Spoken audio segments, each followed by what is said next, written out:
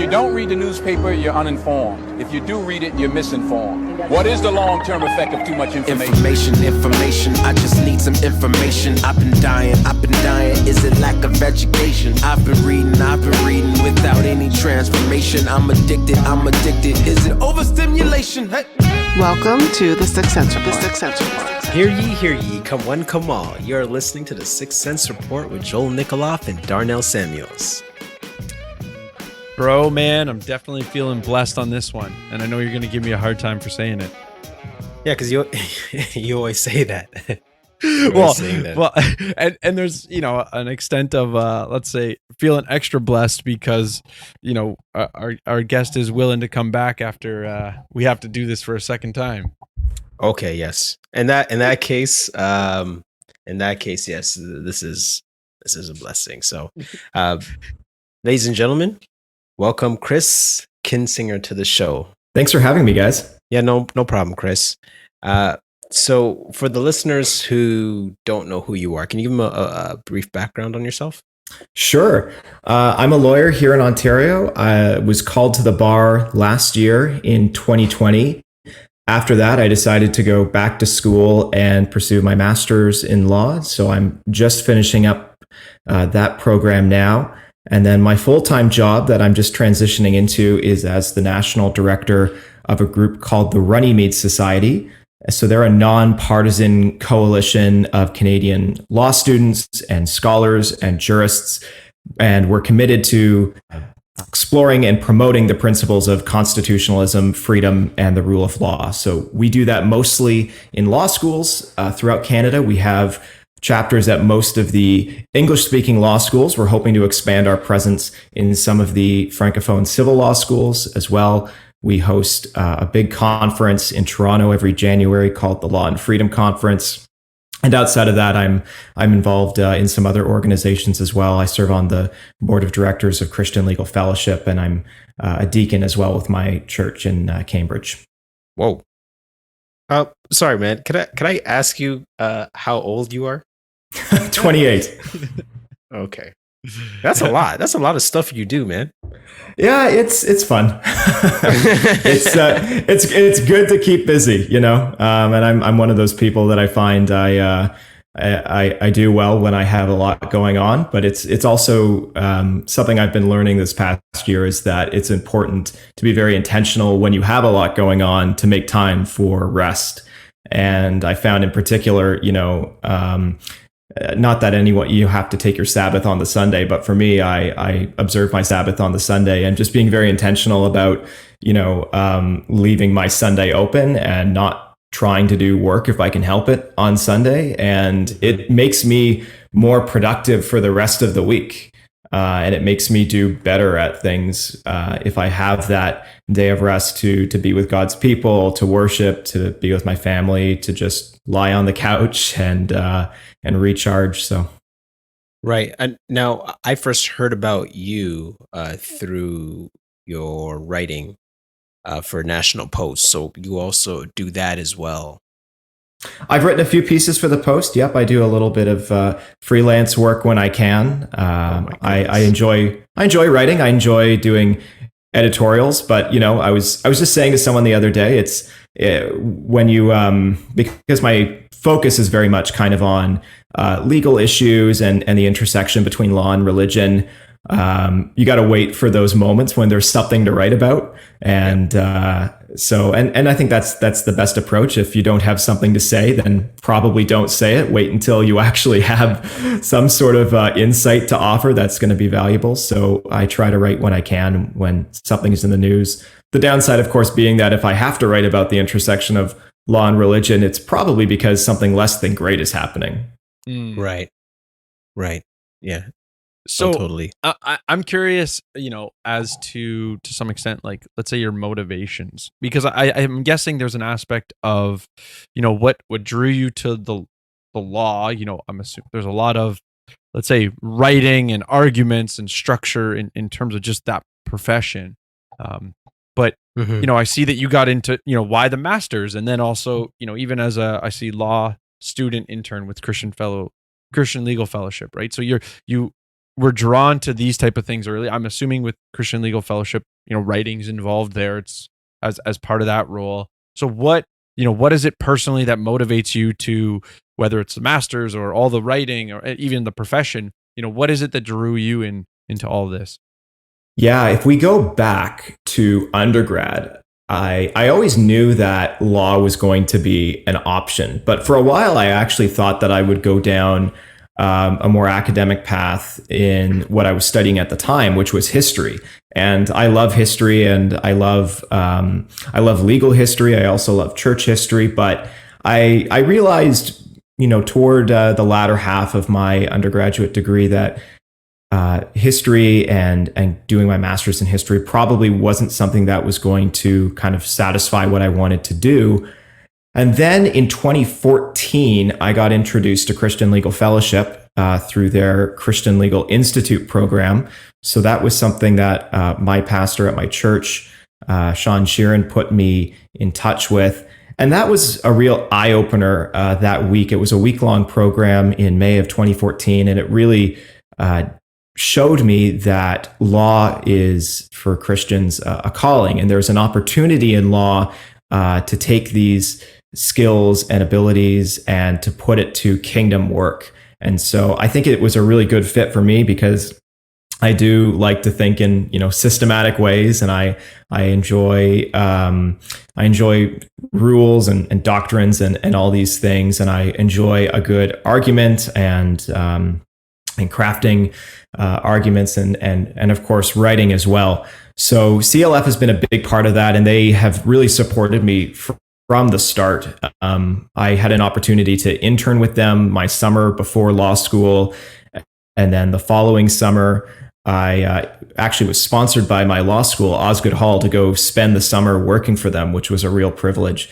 And after that, I joined their board as their student representative, and I'm now in my second term on their board, and I love doing it. It's, again, because I think CLF has just been so crucial for my own success, any success that I've enjoyed. But more broadly, I really believe in the work that they're doing, and there really isn't any other organization out there, not only that represents Christian lawyers, but that is endeavoring to speak into the legal profession from a distinctly Christian point of view. And if you look them up on law databases, if you go to candly.org, for example, and you type in Christian Legal Fellowship, you'll see that they've been intervening in some of the most important religious freedom cases that have come before our courts, and their submissions have, in my view, been always very balanced, very thoughtful, rooted in the law, and yet also born out of Christian conviction. So big plug for CLF. I think their work they're doing is just so crucially important. Mm-hmm. Yes. No, I'm familiar with the work, and I think Joel, you're familiar with the work as well, right? Yeah, definitely. And I would say I would definitely agree. They're helping fill a gap. And obviously inspiring people like you to step into that gap is important. Yeah. We did a episode, I can't remember what it was, on church and state, and episode 35. Episode 35. Whoa, episode 35. I came prepared. Okay, good. So in that episode, we talked about that church and state is separate, but there's overlap with religion and politics. And actually, Dr. Joe Boot would argue that politics is religion. So my question for you is, how do you balance being a lawyer and a Christian? No, that's a really good question. I agree with that sentiment, that politics is religion. It's been said on the other end that everything is politics, but I think it more accurately, it is to say that everything is religion. And I think in doing so, we kind of have to take a step back and think about what religion is. And I think in Canada, and this is part of the result of, liberal political theory, is we have this sense that religion is something that's private, and it's something that goes on in our churches and in our homes, but we don't bring it into the public square because religion is seen as somehow being unrational, and we want rational thought to inform political discourse. But if we define religion functionally, then I think everyone is religious. Everyone is serving some sort of God, whether that's actually a deity or whether it's some other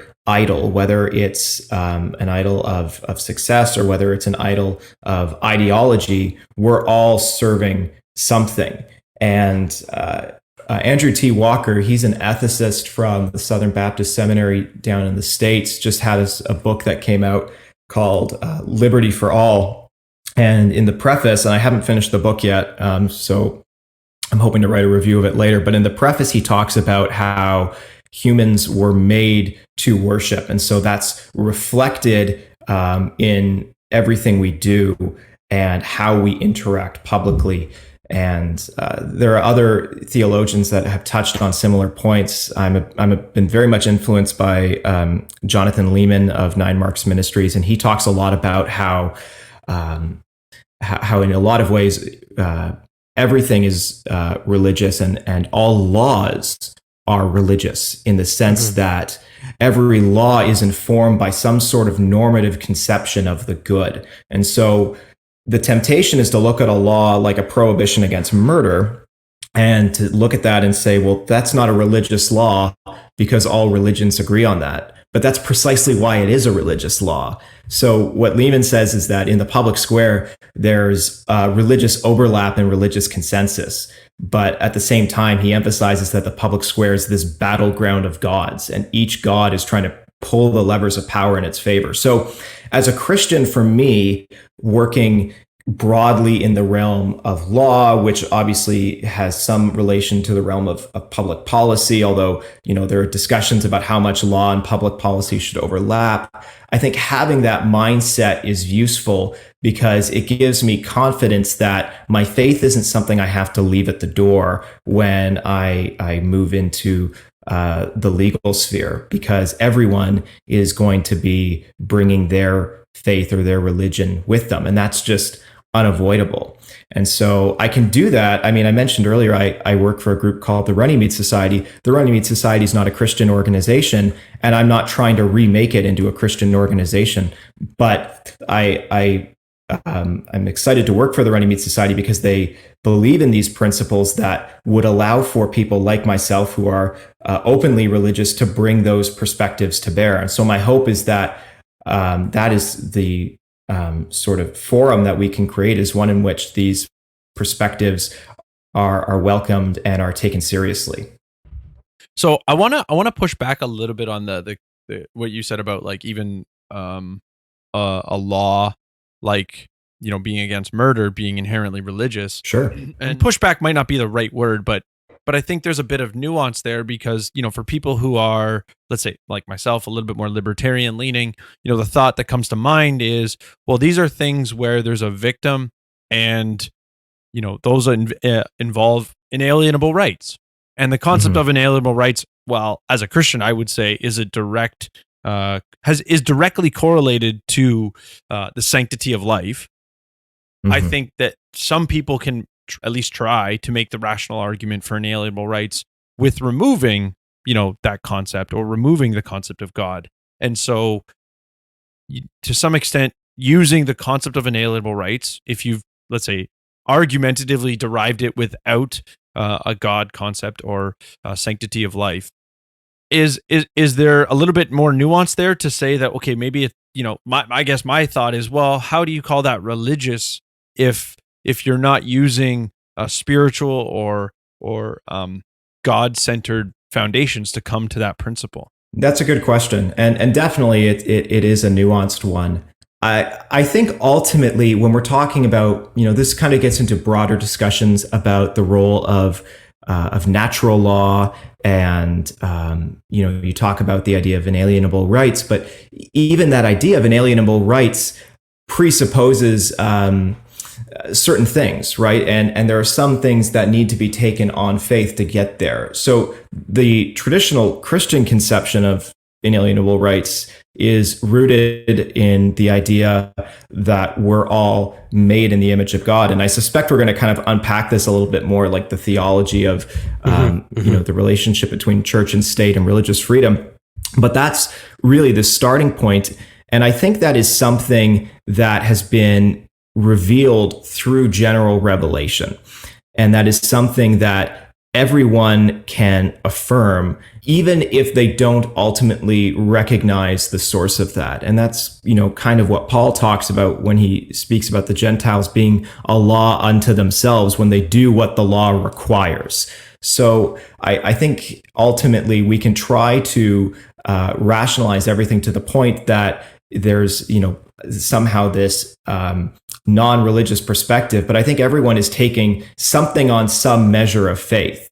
And as Christians, we would say that that's being drawn from truths of general revelation, which God in his common grace has opened up to mankind and made it possible for mankind to witness and to bear witness to.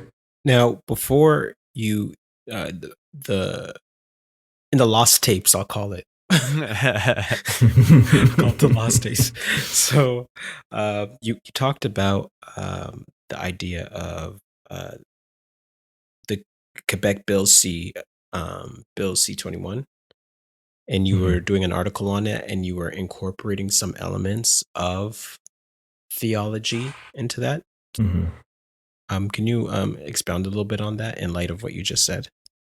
Yeah, I actually just pulled it up as you were saying that. I'm reworking the piece as we speak and submitting the final version. And some of the theological elements, on the advice of my editors, have been downplayed a little bit. But I do try to pull on some of these views. So I do quote Jonathan Leeman in the piece, in which he, for example, talks about how religion.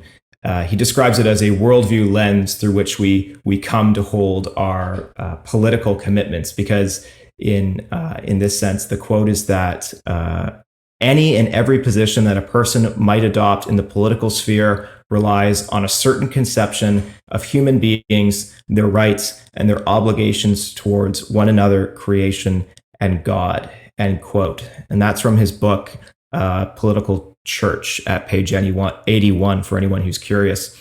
But that's something that even Christians have more or less affirmed. One of the other writers, philosophers that I quote in the article is Ronald Dworkin, who was an avowed atheist, and he was a jurisprudential theorist, and he describes religion as, quote, a deep, distinct, and comprehensive worldview that holds that inherent objective value permeates everything, that the universe and its creatures are awe-inspiring, that human life has purpose, and the universe order.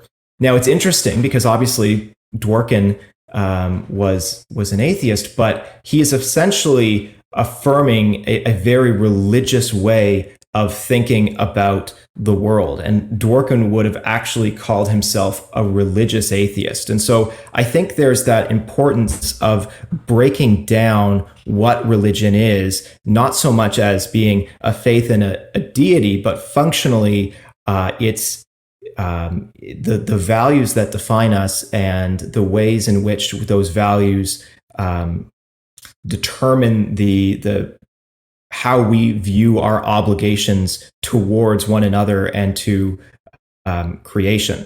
So there's kind of the functional definition of religion, and then on the other hand, there's perhaps the more traditional definition. And I think when we're thinking about the relationship between institutions like the church and the state, having that functional definition is helpful. Okay, and for those people who aren't too clear on Bill C-21, what is the issue there? Sorry, you asked about Bill 21, and I totally forgot to talk about it. So Bill 21 is Bill a law 21, that sorry. No, that's okay. Was a law passed by the legislature of Quebec in June 2019. Its full title is an act respecting the laïcité of the state. And effectively what it does is it prohibits most of the province's public employees, so civil servants, from wearing any kind of religious symbols while they're on the job. So, for example, like a police officer or a public prosecutor, a school teacher, what have you, would not be able to wear any kind of religious symbols. So this would range from something like a crucifix to, for Sikh people, perhaps a kirpan, to perhaps a hijab or a niqab or something like that for Muslim people. And effectively, as I see it, what the problem is, if we start by looking at religion as being functional, and we think of it as being functional, then everyone is religious. And so the supposed neutral identity that Bill 21 wants public employees to adopt isn't actually, in that sense, neutral. It's a different religious identity. And so saying to a public employee that you cannot even give the appearance that you are religious, you have to give the appearance that you are non-religious, is to insist that they adopt a religious identity that's alien to their own. Now, that's a very different thing from saying that a public employee can't let their faith, determine what their duties are in their role as a public employee. Obviously, there is this duty in terms of carrying out their role that, for example, a teacher can't come in if they work in a public school and just use that as an opportunity to proselytize all the students. There is, a distinction there. But when we're talking about just the mere visible appearance of religion, what Bill 21 is trying to do is create this society where religion, as I was saying earlier, is seen as a private thing and is seen as something that cannot be brought into the public square in any meaningful way. And I see this as being really disconcerting, and a number of other faith-based groups, including Christian Legal Fellowship, feel the same way. And so CLF was actually just granted leave to intervene in the appeal of that case before the Quebec Court of Appeal, that the Quebec Superior Court upheld the law for some fairly technical constitutional reasons, which we can get into later if you like. But most people suspect that this is going to be litigated all the way up to the Supreme Court of Canada. Mm-hmm. That's good. Yeah, I mean, I think we only briefly touched that issue when we were talking about the election, because that's sort of when it showed up. And I would say, to some extent, I thought there was a level of rationality to it where, when someone's in their role, I think you use the proper term, proselytizing, right? Like, okay, yeah, when you're in your government role, that you shouldn't proselytize. Whether you're atheist or, Christian or anything in between. But I think you make a really good, I'd never thought of it that way, but I think it's a really good point to say, yeah, but forcing people to, especially like if you think of, if there's, let's say, garments that are cultural and religious, where do you draw the line? I think about a Sikh, right? And is there a component where you would say, oh, well, that's religious, but it's also cultural? And so I think your point about it going all the way to the Supreme Court makes total sense. And I think you have an article in the National Post, and I think the way you finish it out is perfect to sort of summarize this. So the article was can the notwithstanding clause be used to violate pre-existing rights? Because I think you sort of tie that into Bill 21. And you finish the sentence with this, or you finish the article with, regardless of the outcome, one thing is certain: the fate of Bill 21 stands to fundamentally alter the course of Canadian constitutionalism. And I just wanted to use that as a preface to get into this concept where, I think there's a fundamental break, both in society and maybe intentionally on the political side, from what was the true origins of separation of church and state. If I think about, back to 16th, 15th, and early centuries, the issue was that law and government was being used to enforce a particular, let's say, worldview or moral view. And there was a intentionality to say, no, that the state doesn't have influence on morality anymore. It doesn't influence what people are going to believe with respect to morality. And Obviously, we sort of touched on before how, a law like murder still has a religious piece to it, but it's almost like, I would argue especially the liberals in Canada are trying to use the law as a means to cultivate a moral standard, which essentially is to cultivate a particular religion. And so, it seems like we need to almost redefine what separation of church and state means to be more encompassing of all worldviews. I wonder if you could speak to that, and is it even possible? Because to some extent, I think you're going to say, well, all law has morality to it built in one way or another. Absolutely.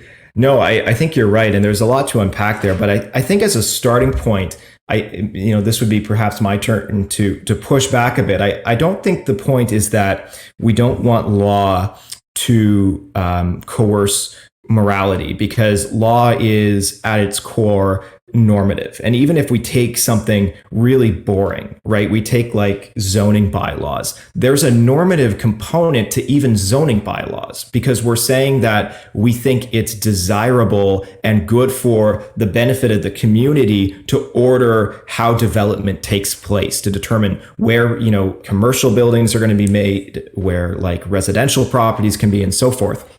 So I think the point when we're trying to determine, okay, what is the rationale for religious freedom, the religious neutrality of the state? How does this determine the institutional distinctives between the church and the state, is to frame it less in terms of morality, because the government, the state, is always going to be doing something that is trying to orient us towards some sort of morality, but to think of it less in those terms and more in terms of worship.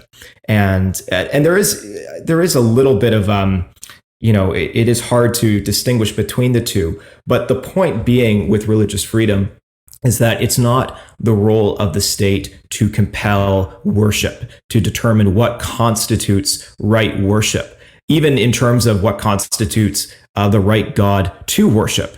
And the way Derek Ross, the executive director of Christian Legal Fellowship, puts it, and he has this paper that came out last year in the Supreme Court Law Review on Section 2 of the Canadian Charter of Rights and Freedoms, which guarantees, amongst other things, freedom of religion. He argues that the connective tissue between all of those freedoms, freedom of expression, peaceful assembly, religion, etc., is truth-seeking. And so the rationale for these guarantees is that we don't want the state to be compelling us or to be directing truth-seeking, in the sense that they are directing us towards what the object of our worship should be or how we should worship.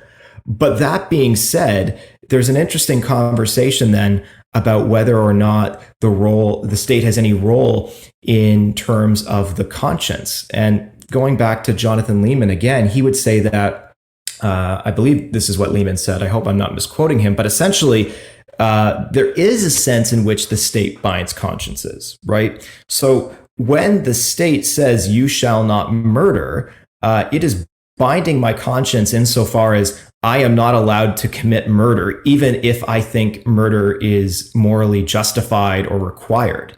So there is a sense in which we are being morally compelled towards certain things.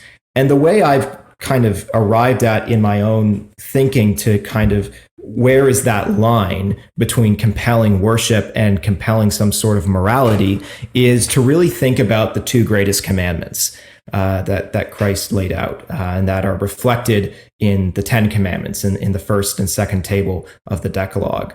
So there's the greatest commandment to love the Lord your God with all your heart, mind, soul, and strength. And then the second greatest commandment to love your neighbor as yourself. So as a Christian, I look at that and I say that the state's role pertains to the second of those commandments, to love your neighbor as yourself.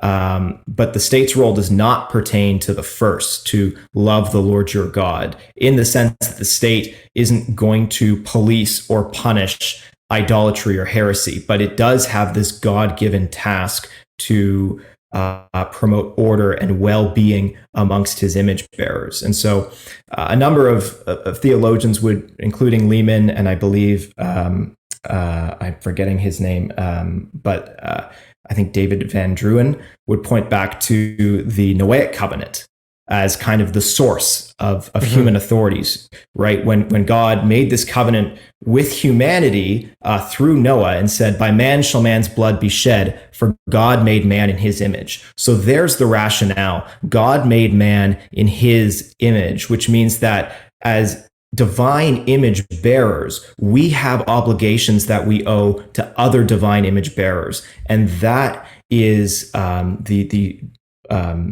source of legitimacy for human authority.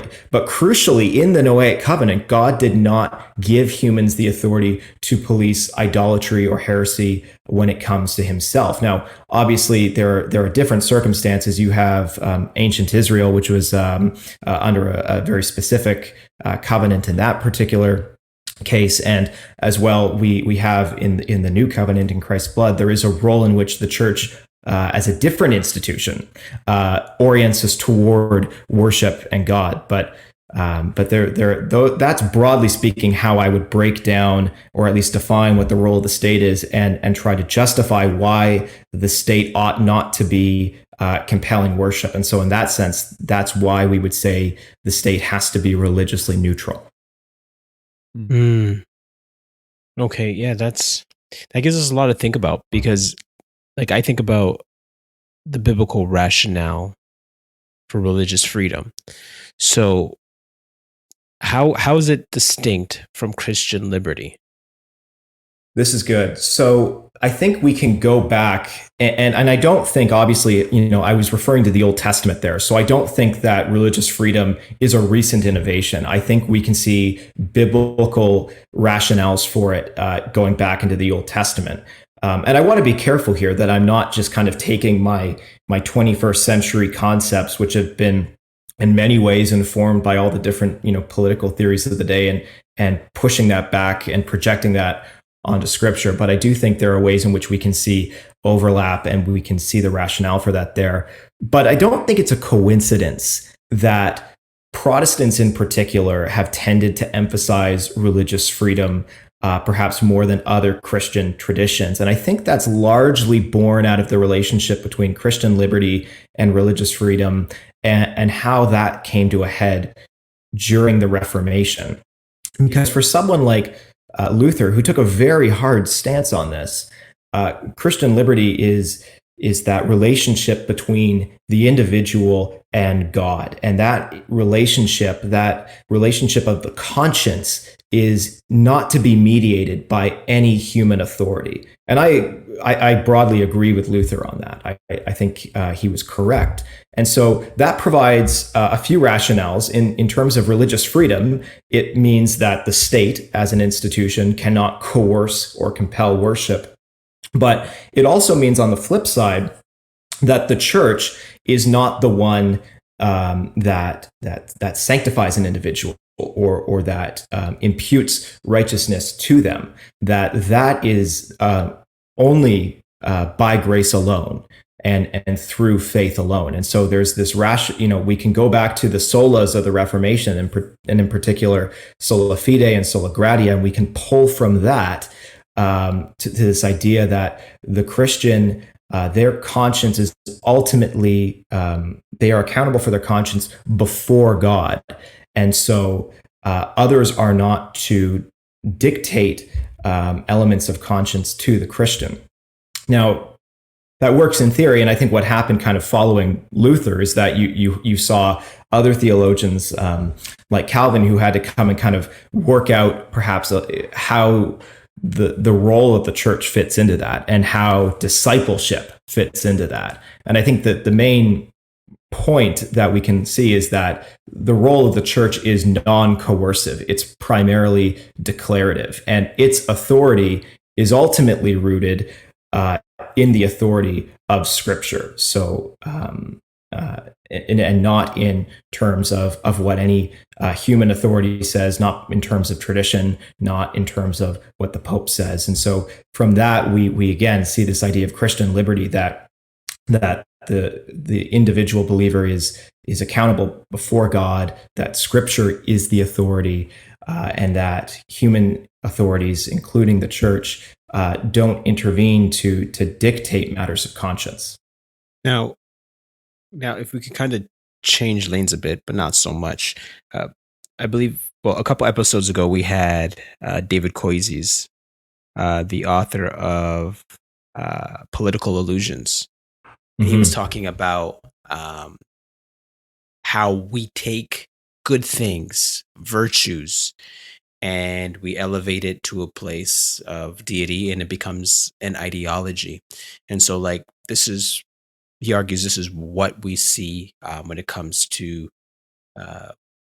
politics being religious, that we're elevating something that's good and trumping it over other virtues.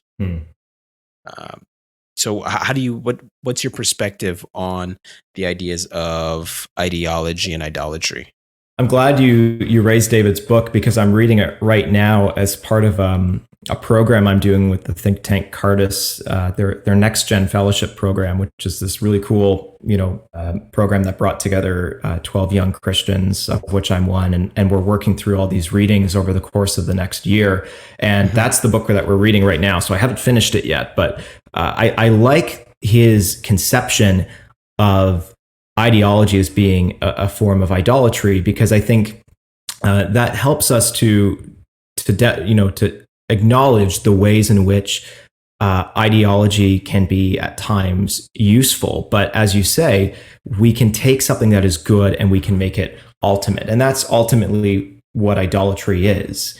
We know that every good thing comes from God, and there are lots of good things in this world that we can take and elevate to a position that effectively we elevate that thing above God himself. And, that can be our careers, that can be our families, it can be material possession, it can be any number of things. It can be knowledge, it can be creation, right? Like it goes on and on and on.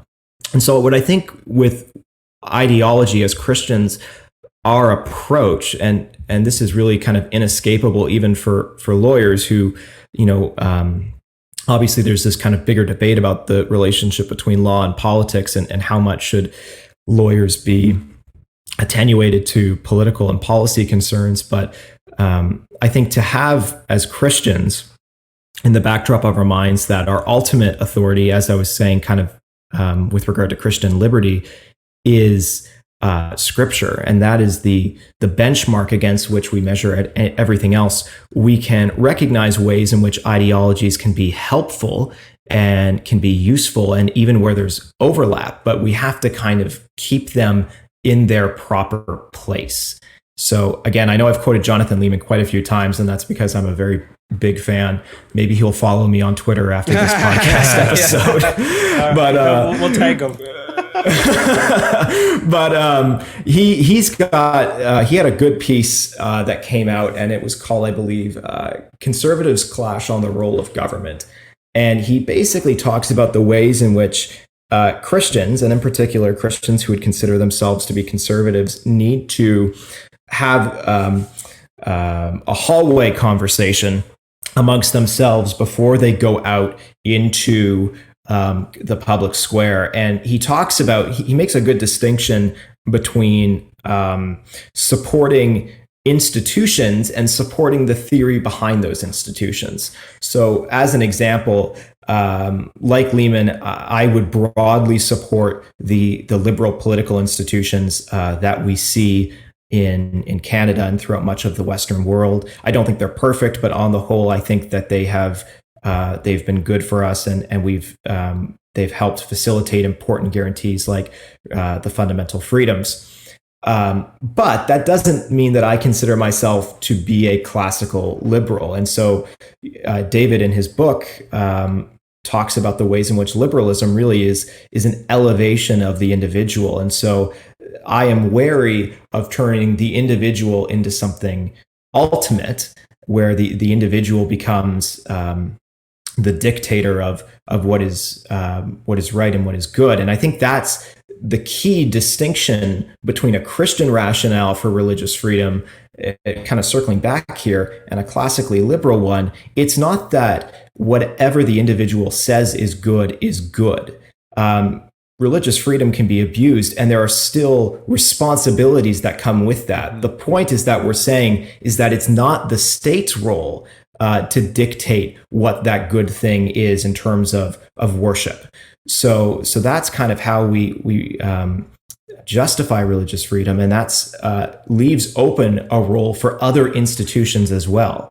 And I think the danger is that sometimes we make the state the ultimate institution, and we forget about other institutions such as the church and the family and just the community more broadly. And those other institutions can help to balance that out. I would say, as someone who doesn't really identify as a classical liberal, that can help to rein in the excesses of rampant individualism that liberalism often leads to.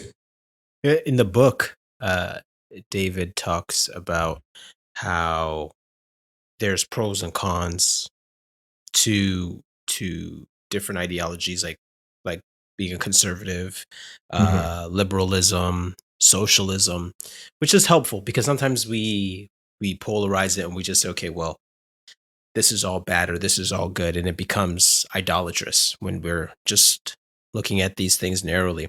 And just to harp on the point that you made about finding value and virtue and principle outside of these political lanes.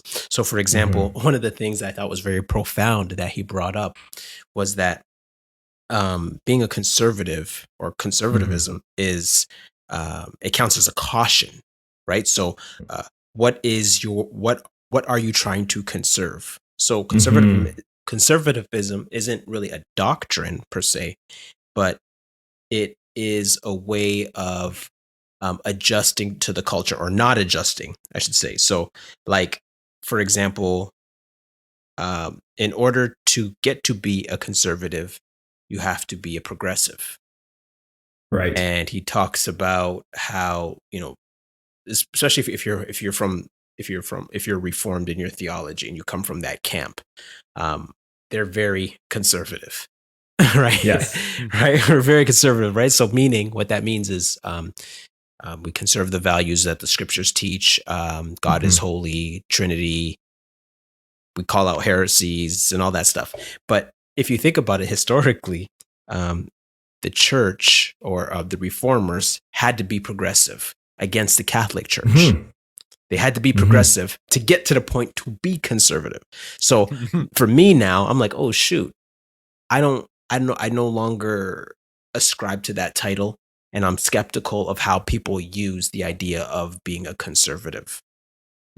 Totally. I want to jump in with a wonderful quote that I usually butcher, but I'm going to get it right this time. There's this guy, Michael Malice, who says, conservatives are progressives driving the speed limit. And the rationale there is so much of today's, conservative opinions were the progressive opinions 10 years ago, 15 years ago.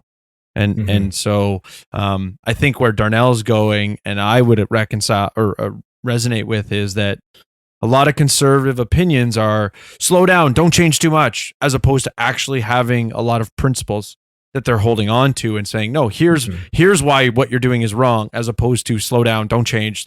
And again, not to say that conservatives don't have those principles, but the way that they do it, politics, they don't apply the principles as a means of actually engaging.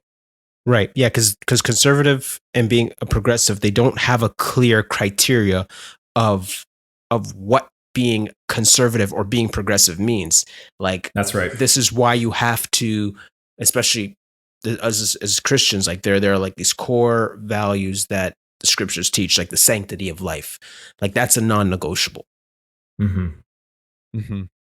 agree with that. And it's why, like you, Darnell, I'm not comfortable, giving myself ideological labels, because I find, invariably it's not going to reflect my views, and ultimately it's taking a human label and it's trying to project it onto my faith when the goal of my faith is to line up with Scripture. And so I think you touched on a really interesting point there with the reformers, that there was a sense in which paradoxically, they were and were not conserving, right? Where they were trying to conserve the bedrock of Scripture and get back to those first principles and express those through the five solas. But there was another sense in which reform was needed and things needed to be pulled down. And so I think about that a lot as a Christian living, in the 21st century. This is obviously, in some ways, theologically, we're kind of at a turning point, and perhaps not so much a turning point. Nothing is new under the sun, where it feels like, kind of fundamentalism is rearing its head again, and figuring out, how to respond to that. Because if we're not careful, fundamentalism and biblicism can lead to a point where we kind of take these things as being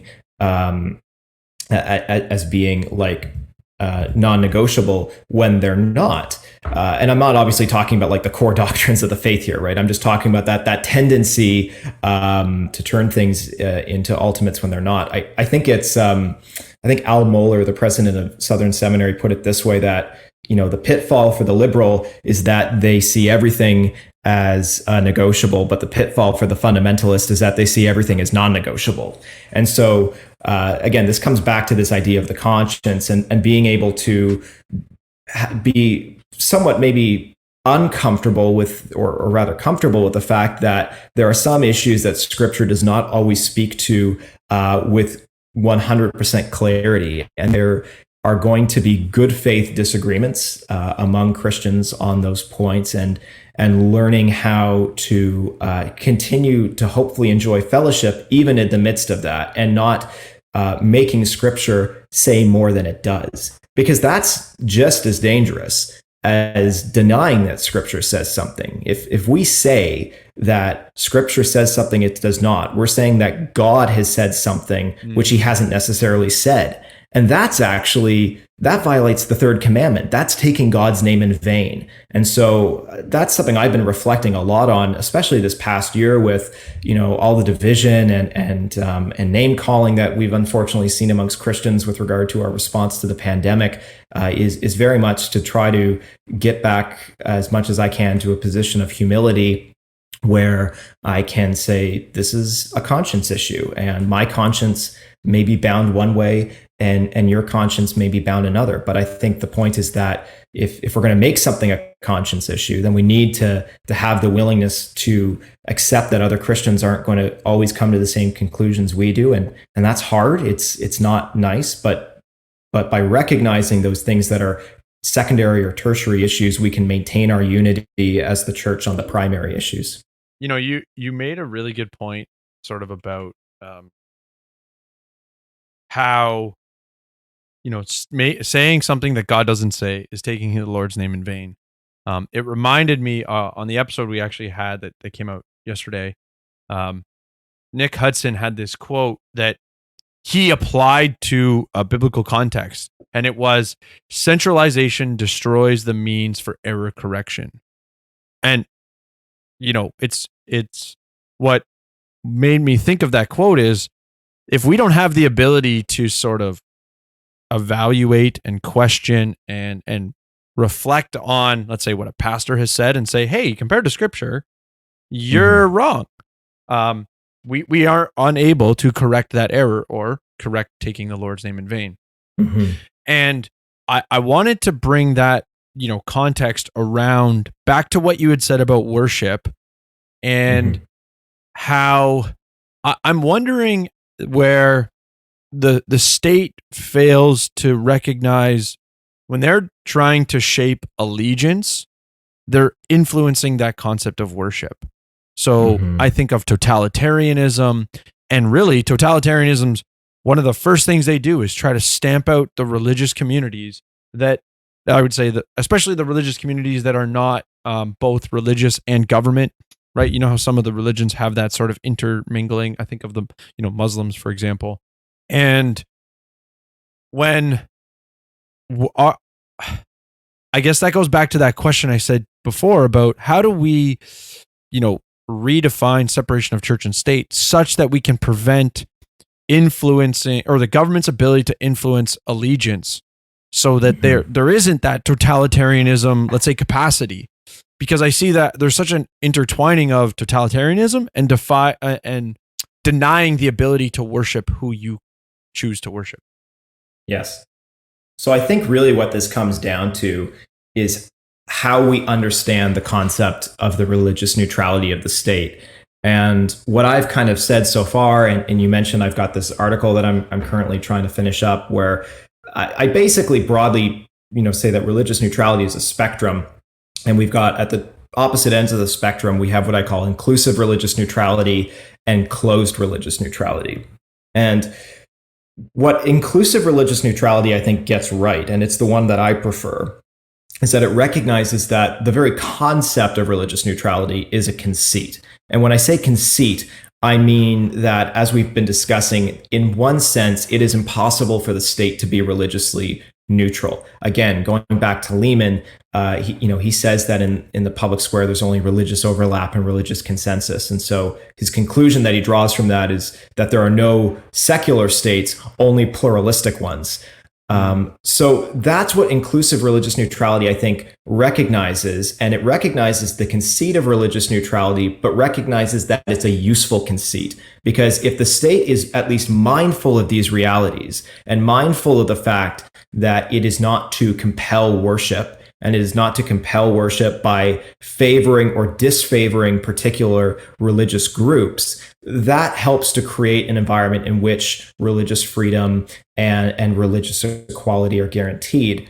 Conversely, closed religious neutrality denies kind of the reality of this conceit, and it thinks of itself as being truly neutral, as being somehow truly a-religious, but really what it is a very sort of aggressive secularism. And in my view, this is what laicity, which is what Bill 21 pursues, really embodies. It's a very closed approach to religious neutrality, and it says that religion needs to be kept out of the public square. But of course, the problem when we do that is that what we're actually saying is that some people are more entitled to participate in public life than others. So those that closed religious neutrality perceives to be non-religious are welcome, but those who are visibly openly religious are less welcome. And it's interesting, kind of going back to this idea of identity, Joel, that you touched on a while back during this conversation. I was on an interview on Canadian Justice, which is a show that the News Forum puts out. And we were talking about Bill 21, and we had a gentleman on who represented a secular group. And he was essentially arguing, I remember, and I didn't have a chance to respond to this at the time, so I'll do so now, that that it's not wrong to require people to remove articles of religious clothing or garb, and that if they, when they wear that, it's the same thing as if someone showed up to a public role wearing a Liberal Party T-shirt.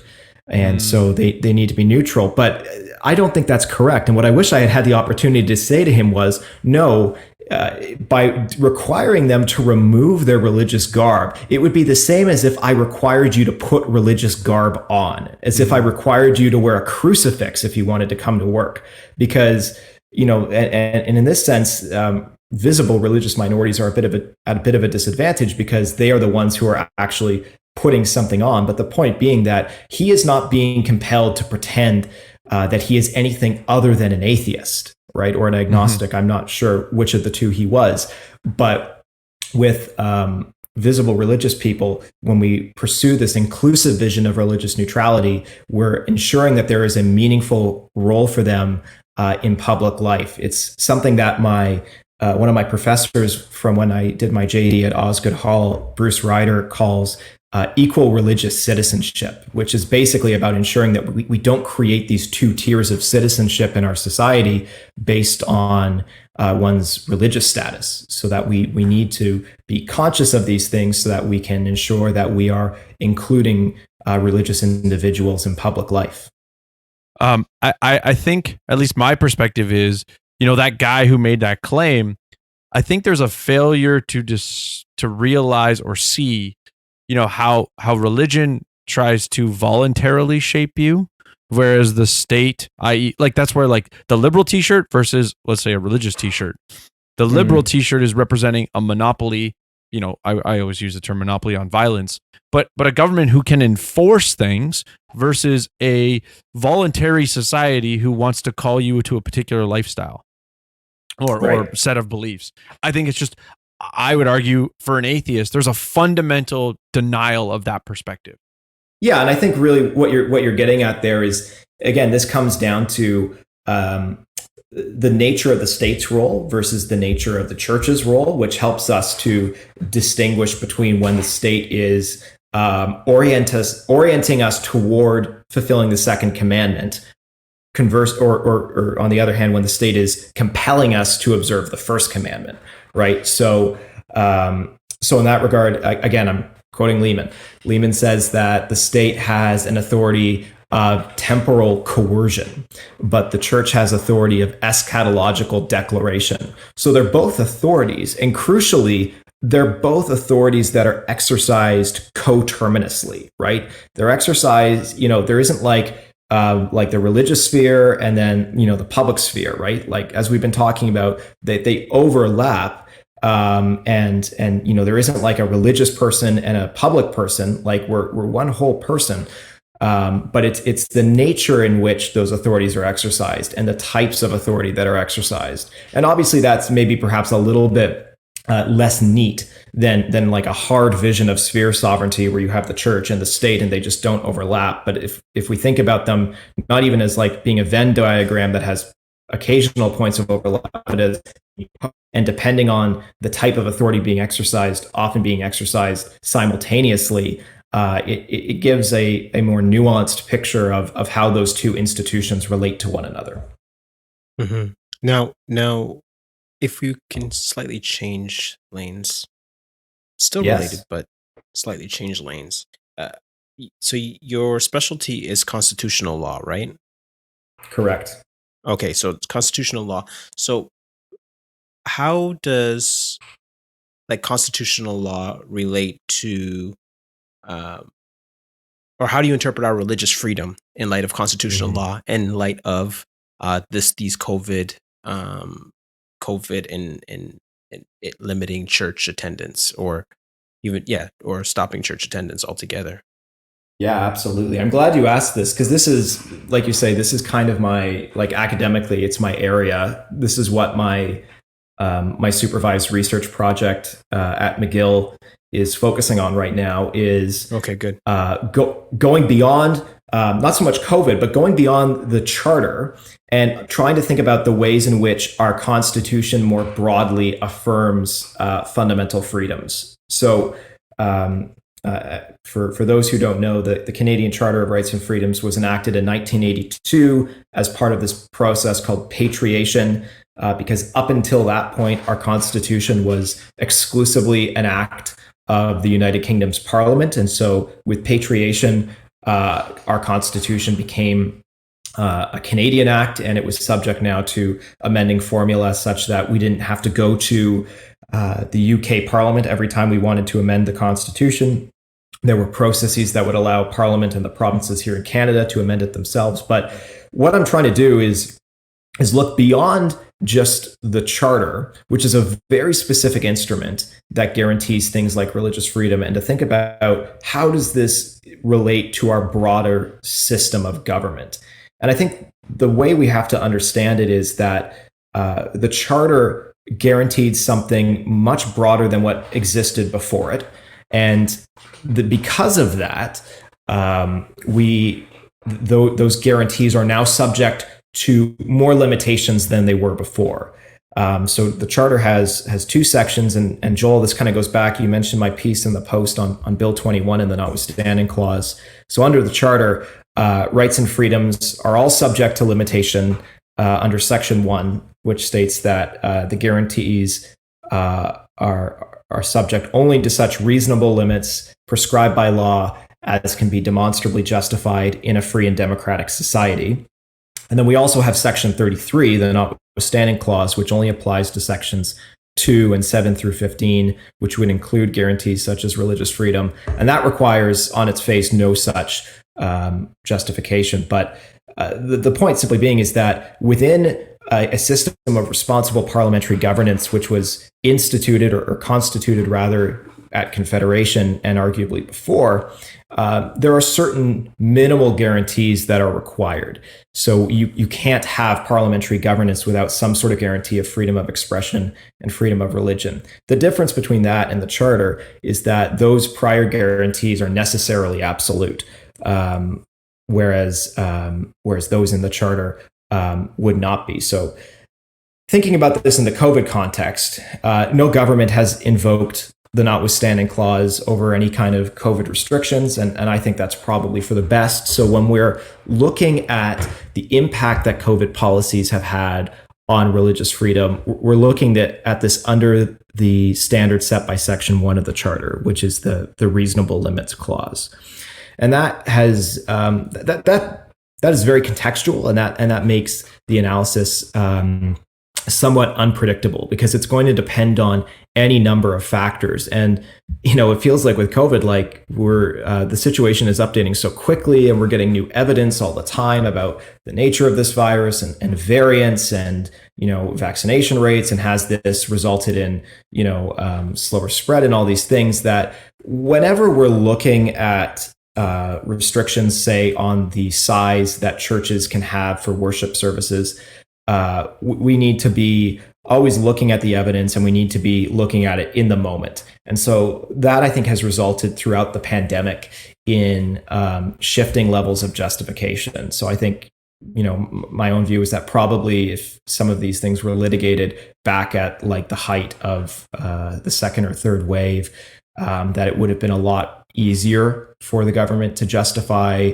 some of these restrictions. That may not be the case moving forward, because the situation continues to evolve, and hopefully we're at a point where the virus is less of a threat than it was. The level of risk is lower. And but I think ultimately, I don't know if this is going to continue to be litigated quite so heavily. Hopefully it will not, just because governments will respond and change the policies before we need to. And that's one of the benefits of having a Charter of Rights, is that it's not just remedial, it's also prescriptive. And so it can compel governments, preemptively to say, we better change this policy before we're forced to do so because someone comes and brings a charter claim. Mm-hmm. Yeah, that's interesting. I mean, I would say, I think, maybe where some of the value is on the court cases is to, put the government in a place where next time they must actually justify their position first, as opposed to totally fly by the seat of their pants and let them run wild based on, I would say based on yesterday's podcast that came out, potentially a complete false hypothesis that the data continues to cause to be revised. And when I say false hypothesis, what I'm getting at is the level of risk for the vast majority of the population was not at all what the data now suggests, what we thought back in March. And so, right. Take the original concept of like, oh, we need a 30-day emergency. Sure. Maybe the original concerns in March could be justified for a 30-day emergency. But once you've got 30 days of looking for data and being able to validate or invalidate, the government has controls in place to go, no, you no longer are justified. And I would argue what we saw, we can use James Coates as an example, and different scenarios throughout the country. And sorry, Joel, just clarify who's James Coates for the listeners. Yeah, I mean, I think we had an episode on that one. I want to say 110, but I could be wrong there. 110. Pastor Coates' arrest, persecution, or confusion is what we sort of talked about. And that was actually, let's say, a focus of the lost tape. But, I'm just wondering, how much does that, even let's say the last year, sort of shape your concerns about how much the government lacks some, let's say, guardrails or bounds to make sure they don't veer into, let's say, totalitarianism? Totally. Well, I think it's, probably clear based on the conversation we've been having that I'm very much in favor of very carefully circumscribing the government's authority and holding the government to that standard. So I absolutely agree with you that litigation is valuable for that reason alone, because constitutional litigation, that is, because what it does is it acknowledges that the government bears the onus of demonstrating that restrictions on the charter are demonstrably justified. And that's the key word there, is demonstrably, right? So the government needs to establish on the basis of non-speculative evidence that these policies, or any policy, anytime something is challenged on charter grounds, is justified. So, typically in the litigation process, the claimant would bear the onus or the burden of proof at the first stage to show that the charter has been engaged. But I think, somewhat, this is more or less a good thing, is that with freedom of religion, the bar is not set particularly high. It's fairly easy to establish a freedom of religion claim. It's not always a slam dunk. There are certain things that someone has to demonstrate, namely that they have a sincere religious belief that's been interfered with in a manner that's neither trivial nor insubstantial. That's the current legal test that we have. And then it moves on to the government's onus to justify that. Now, of course, the danger is that if everything is always about justification, that courts are going to become more deferential to the government because they don't want to be striking down the government's laws all the time. But I think as Christians, it's good for us to kind of have that mindset of knowing when it's wise to bring a claim forward and trying to be really prudent about it. And I think this reflects even, you look at the Apostle Paul's ministry, right? He was very intentional about when he asserted his rights as a Roman citizen and when he did not. And there were times when he did, and there were times when he did not. And when he didn't, it was because it wouldn't have been for the benefit of the church, and it wouldn't have been for the benefit of the gospel. But there were times, such as his appeal to Festus, when he recognized that this was a good time to do it. And so I think as Christians, whether it's something like COVID restrictions, I don't even think that's like the fight of our generation. I think there are potentially bigger battles coming down the pipe where we need to be really intentional about how we engage with this, and that comes down to, this is kind of where I think it's good to have more Christians involved in law who know how to put together a good test case, right, and know how to find a sympathetic client and know how to get the facts just right. Because as much as we would hope that ultimately, the law prevails, facts matter a lot, and sympathetic facts matter a lot. And so being able to be strategic and being able to craft these claims such that it's going to make the church look sympathetic so that we can then hold the government to account, I think is really helpful.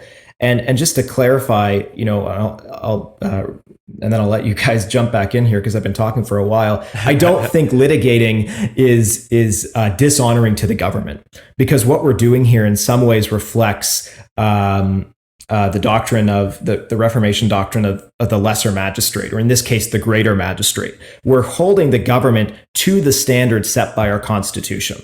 And this is the law with which all laws must apply. And so when we're doing this, we're actually, I think, engaging in good citizenship. As long as we're bringing these claims in good faith and we're not bringing frivolous claims, there's nothing wrong with saying to the government, okay, well, you say this, but we want you to demonstrate why this is justified, right? Whether that be like a restriction on the size of religious gatherings during a pandemic or what have you. And that's a very separate conversation from conversations over civil disobedience, right? Because when we litigate, we're actually acting within the realm of the law, and we're using the law to uphold the law. There's a really good point you made in the Lost Tapes, or maybe it's just a good quote that I think expounds what you were saying, or really summarizes what you're saying. And I was hoping you can explain it. So you were talking about how, being very strategic in the court cases you bring, and the statement you made on was, no precedent is better than a bad precedent. Yes. And I want you to sort of explain why that would be. Essentially, why is it bad to bring a bad court case on, let's say, a constitutional challenge such that you end up with a bad precedent?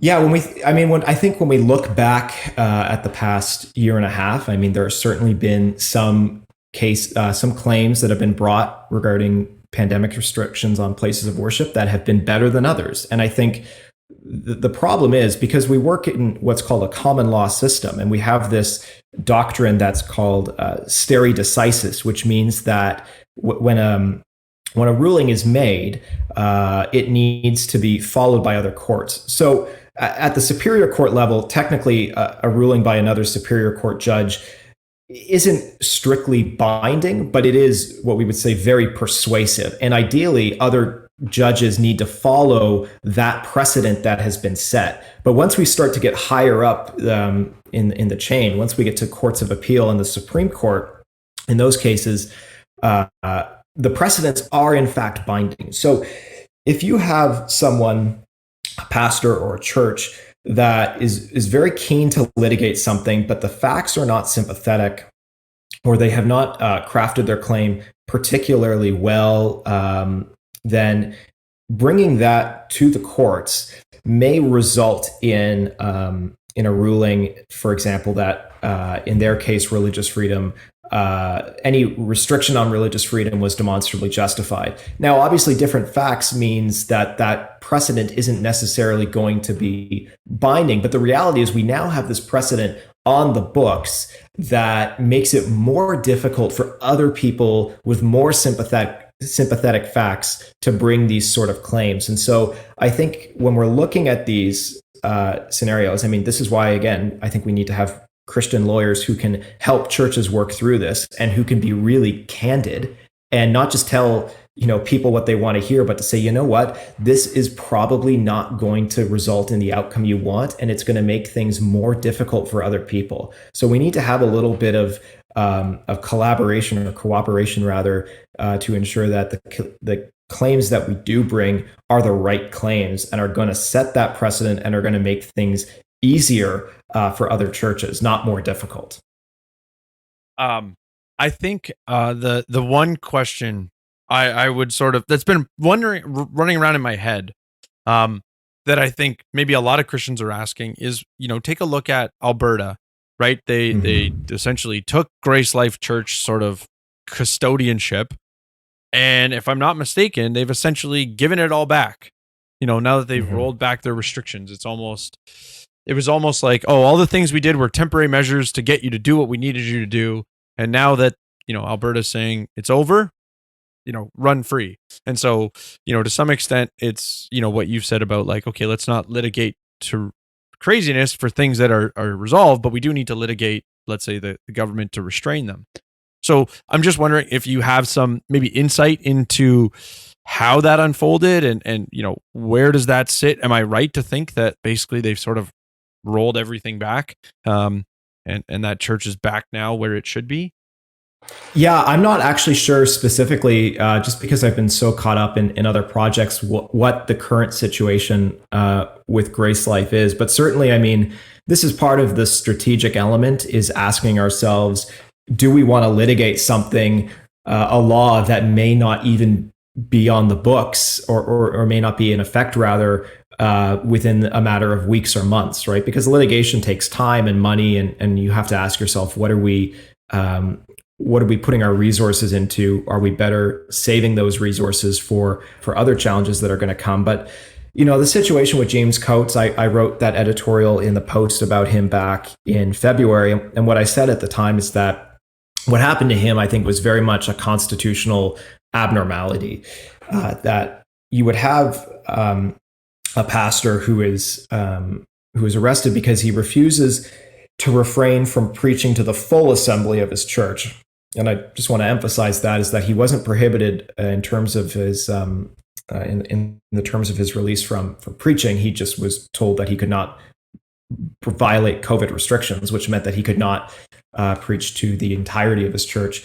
That he would end up imprisoned for that is just such a abnormal and weird situation.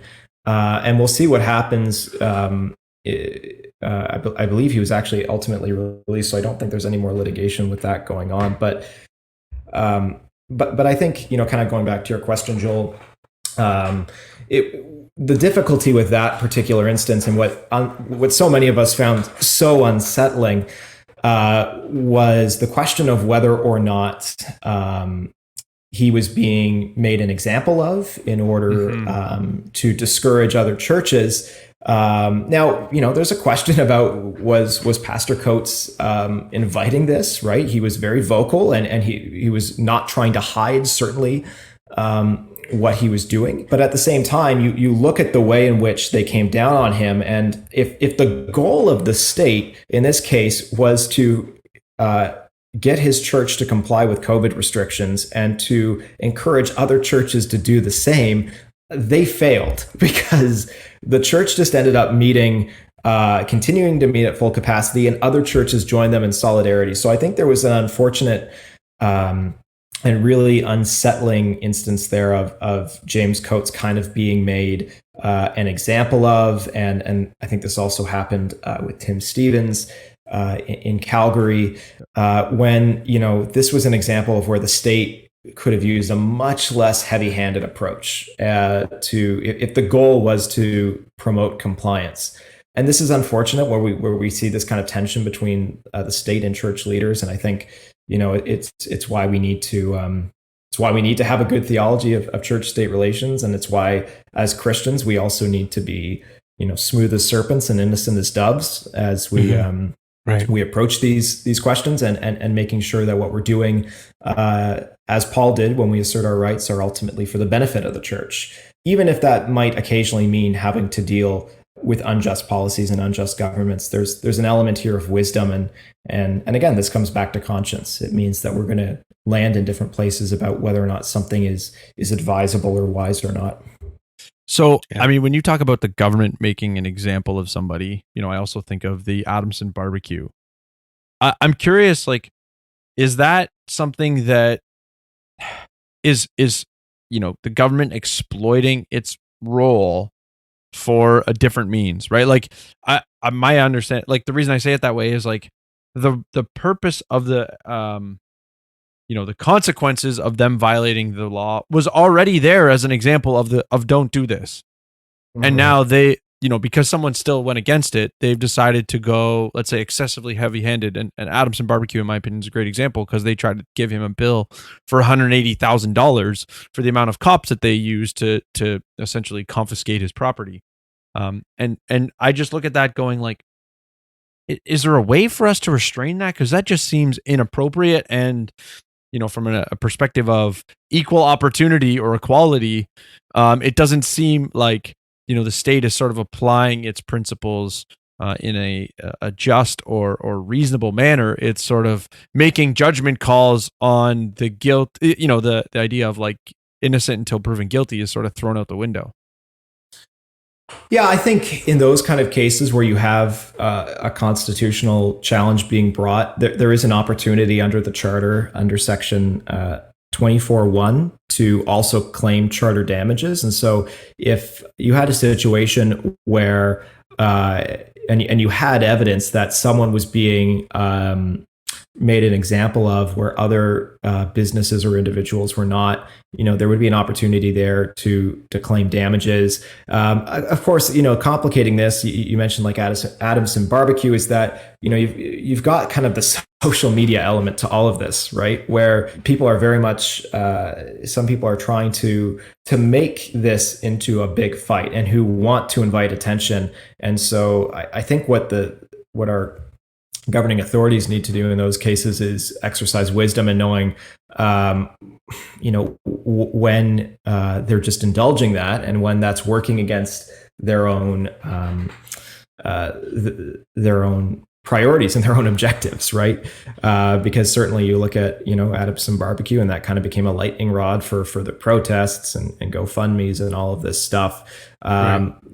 In that particular case, we'll see if he brings another constitutional challenge. His for a variety of reasons, his initial one was tossed out of court because it was not properly claimed. And again, I think that just goes back to the point of making sure that when we bring these things, that we do so in a very strategic manner, right? And that we are we're not just kind of throwing whenever we're litigating anything on a constitutional basis, that we're putting together the most persuasive case that we can.